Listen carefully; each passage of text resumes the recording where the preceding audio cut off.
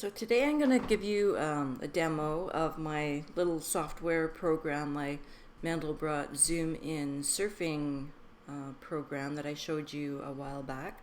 I promised you that I would give you the software, but when I was running it, I discovered a bunch of bugs, especially with the loading and saving mechanism of the software, and so I had to fix all that. I spent all weekend fixing it and adding features and making sure that everything worked so that it wouldn't cause you any frustration. So when I give you the package, it's going to be a zipped up package with a bunch of files, and what you're going to do is you're going to run the Fractals Everywhere application, and it's going to come up looking like this. So the first thing you're going to want to do is you're going to want to load in a picture. You can use this picture if you want. This is my Fractal Woman superhero alter ego that I had my niece design for me. So this is my logo, or this is my an image that I use for my for a lot of things actually, but so I can pick up pictures from here, and then you can see that as I zoom in, it's going to pick those colors. Or you can right click. If you right click in this picture, then you can choose some other picture. Let's find a good one. Let's try this one. Okay, and then when you double click in here, it'll reset it to the beginning, and then you can pick up pictures, or sorry, you can pick up colors from the picture like this. As you move the mouse around holding down the left button, you will start to pick up colors. So that's the color palette. Let's just load another one in here. I find that works really well if you have like an image with some smooth gradients of high contrast. I'm just gonna try this. I find that you get a really nice effect when you do that, a more smoother effect. Okay, so let's just try that one more time. Sometimes it's nice to try it a couple times until you get colors that you like. All right. Now for the zooming feature, what you want to do is you want to put your mouse in this bullseye here, and then you want to start in the middle. If you start in the middle, it's going to zoom in the middle. Now if you start in the middle and pull down, it's going to pull down. So you're going to be able to sort of surf the top of the fractal. If you start in the middle and you push up, then the Mandelbrot's gonna go up, and you're gonna be able to surf the bottom. And similarly, if you start in the middle and you go left, it's gonna push left. And if you start in the middle and go right, it's gonna push right. And so let me pick another picture. Let's try this one now.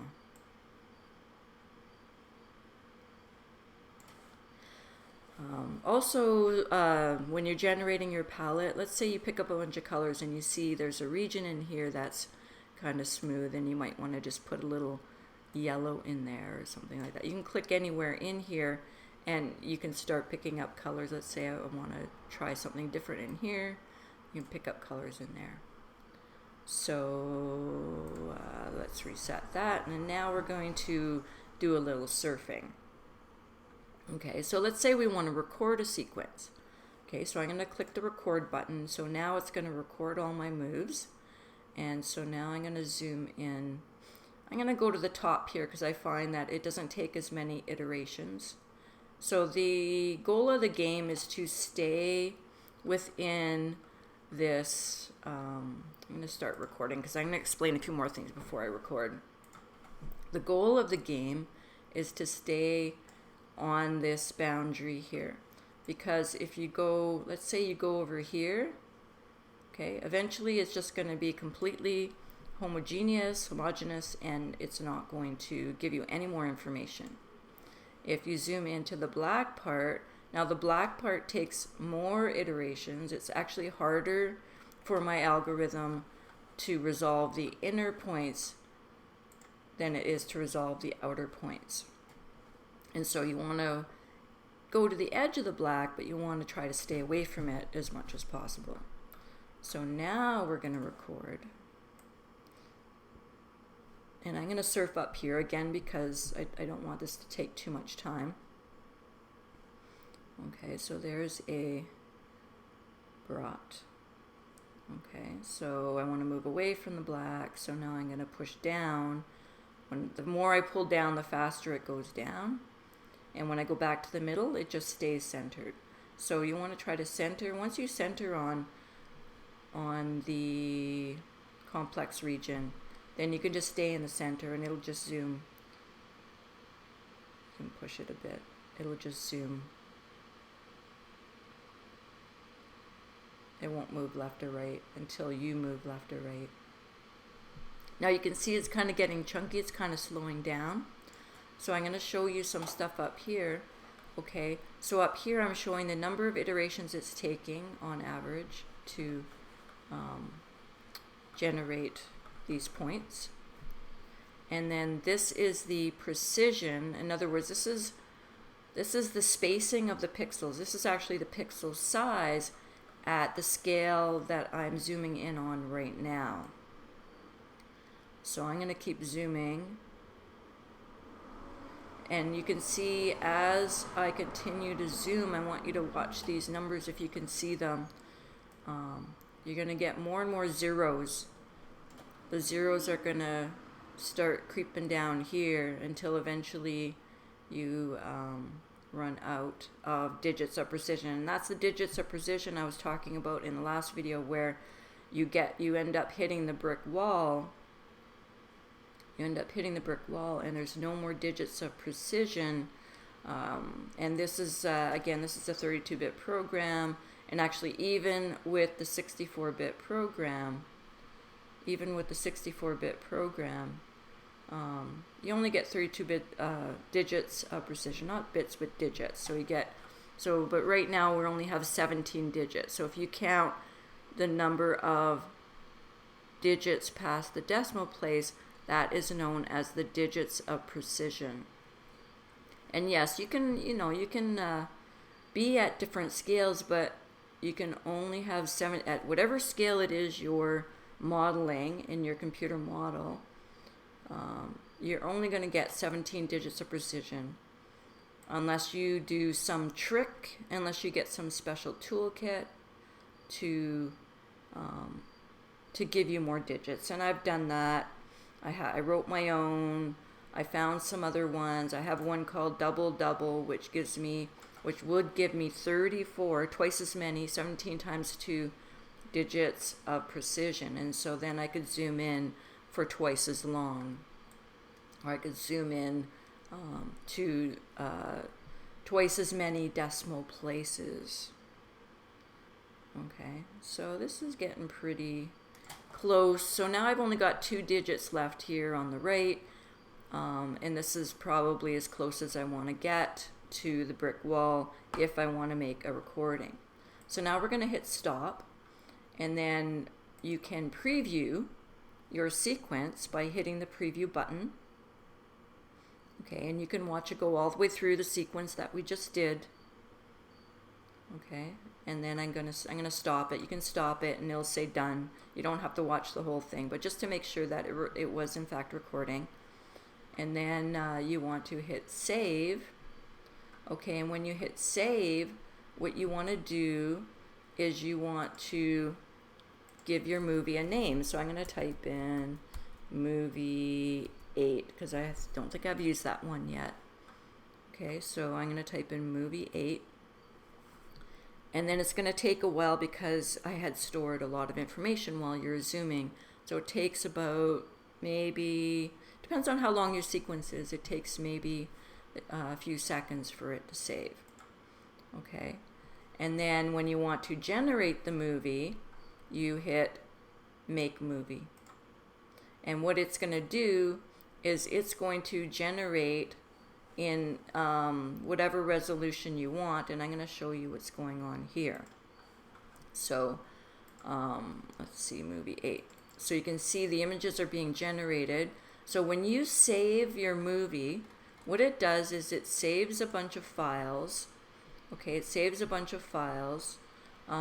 This is a color file. It's got a COL extension. I'm not showing extensions right now on this file viewer, but I can tell by hovering over it that this is the color file, and this is the data file, and then this is a JPEG image that it generated, just a small one, a thumbnail, so that you can tell which, so if we go to, we want to look at medium icons, so you can see that these two are the data files, and this is just a thumbnail, so you can find it quickly. And then it also creates a folder called Movie 8. When you save it, it creates a folder, so then all the images as they're generated will go into this folder. And then what you can do, so this is going to take quite a while to generate. Well, I want to show you something else in the application folder. So in the folder that had the movie, or sorry, that had the application, so this is the executable Fractals Everywhere 2.exe. Okay, there's a settings file. When you open the settings file, this is just a very simple settings file that gives so it's generating the images at 640 by 480. Okay, so the images for the movie are 640 by 480. Now when you're zooming in, what happens is the software generates a bunch of what I call sections. And each section is just a tiny zoomed in region. And so you have a series of sections in your file. And what this 4 means is when you generate the movie, it's going to generate 4 images per section. Now the sections are a very small zoom in. I think maybe just 0.1 or something, a very small zoom in. So you can set this to whatever you want. You can set it to 10. If you want to do a super slow movie, a super slow zoom in, you want to set this to like 10. And if you want your animation to be super fast, then you want to maybe set this to 1. But there's other ways around it too. So once you have your sequence, and what I'm going to do is I'm just going to stop this. Okay, so because it's going to take maybe a couple of hours to generate the full sequence at that resolution, I'm going to go to, so what I do once I'm done generating a sequence is I run QuickTime. Okay, I'm going to shut, this is a movie I made before. Okay, I'm going to run QuickTime. I'm not sure what's going on here. And I'm going to go File,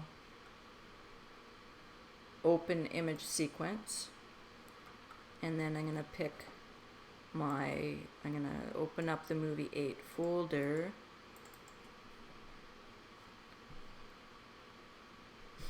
And it might take a while to load the images in, especially if you have a lot of images.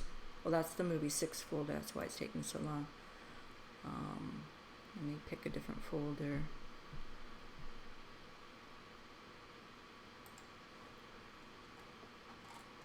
Movie 8.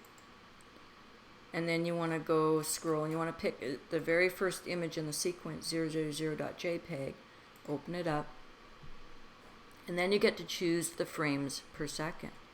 Okay, this is another way that you can change the speed of your movie. I'm going to leave it at 30 for now, and then we'll see what that looks like. So this might take a few minutes. If you have a really long sequence, it might take a while for it to render it. But now I have my movie. And then you can, once you're done that, you go Save As, and you save your movie to whatever folder you want, and it's going to generate a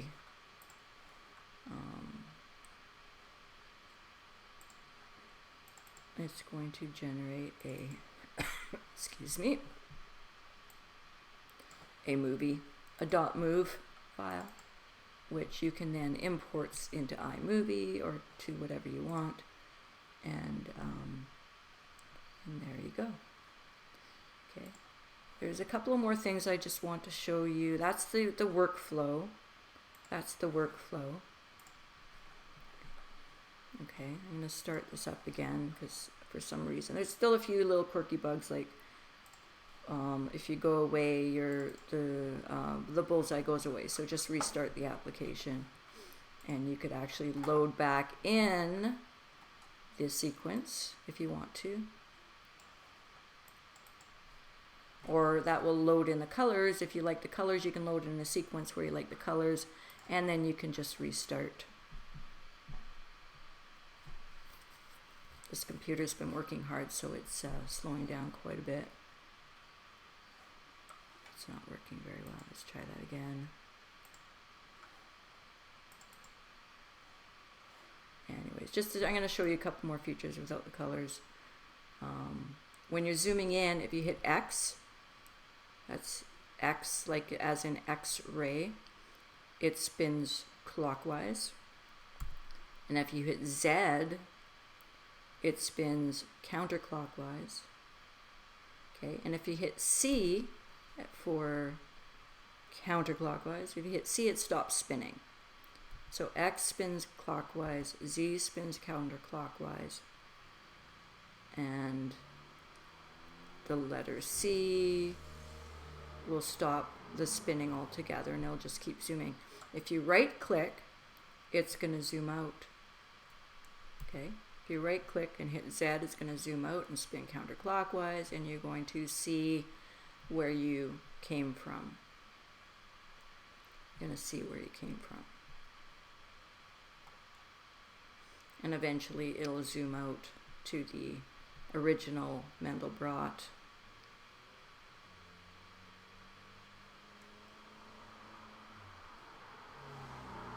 And this is kind of fun in itself. And there we go. Eventually it's just going to spin off to Never Never Land. Okay, and then you can zoom back in again. Now, one thing I want to point out, and this, let's talk a little bit about the principle of incommensurability, because that's what the Mandelbrot set is about for me.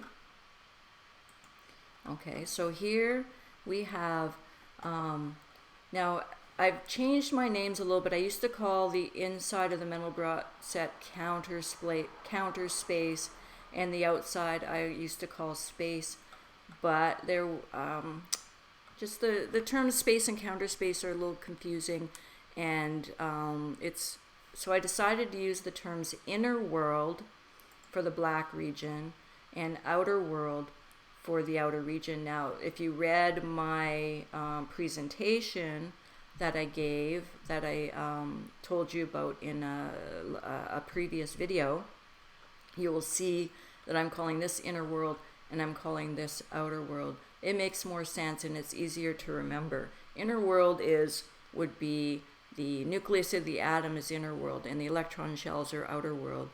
And the nucleus of a cell would be inner world, and the outer, everything inside the outer membrane, not including the nucleus, would be outer world. So it seems more logical to me. To me, counter space, according to Eric Dollard, counter space space is the ruler and counter space is the space between the rulers. Okay, and so when you're zooming into the Mandelbrot set, when you're zooming into this boundary, which is here, this very, very super complex, hyper curved, super curved boundary, which is really exactly between inner world and outer world. As you zoom into it, according to Eric Dollard's definition of counter space, you are zooming. What we're doing is we're zooming into counter space. Okay, the measuring stick, the space between pixels, or the size of the pixels, is getting smaller and smaller and smaller as we zoom in. So the pixels, the pixel dimensions, the dimensionality of each pixel is this number here that you see. I call it precision, but so the precision of the pixels is this number here. The precision of the pixels gets smaller and smaller and smaller as you zoom in. So according to Eric Dollard's definition of counter space, this is a better definition for counter space than inner world. So counter space is a move towards the ever smaller regions of the Mandelbrot set in this case. So as you zoom in, the spacing, the pixel size gets smaller and smaller and smaller and smaller. And yet we're seeing more and more details as we zoom in. You can also click in here if you just want to zoom around and look around. Okay, you can click, right click is zoom out and left click is zoom in. And similar thing, right click is fly out and left click is fly in. Okay, so according to Eric Dollard's definition of space and counter space, this would correspond to space, and this in here corresponds to counter space, ever smaller. Okay, the move towards the infinitely small is in here, and out here. So out here is spatial, like empty space. You can think of it as empty space. It's analogous to empty space because there's nothing in here. This is all the stuff is happening in here. Out here is just a gradient. This is just a gradient. And it is very much like a gravitational gradient in that the closer you get to counter space, okay, the higher the slope. The higher the slope. So the closer you get to counter space, the higher the slope. So this is just like going down like a slope of a hill. This is like a hill right here. So space, counter space, space, counter space. You can't zoom into space. Okay, there's nothing there. It's empty space. It's empty of ponderable matter. It's just like space. Okay, and this is by definition, by Eric Dollard's definition, this is a move towards counter space. So yeah, I think that's about it. I think that's everything that the software does. There may be still a few little bugs and anomalies, but for the most part, this is what it is. And I'm going to leave a link to the software in the description. There's a tiny little instruction guide in there to remind you of all the features. And yeah, I think I'm going to leave it at that.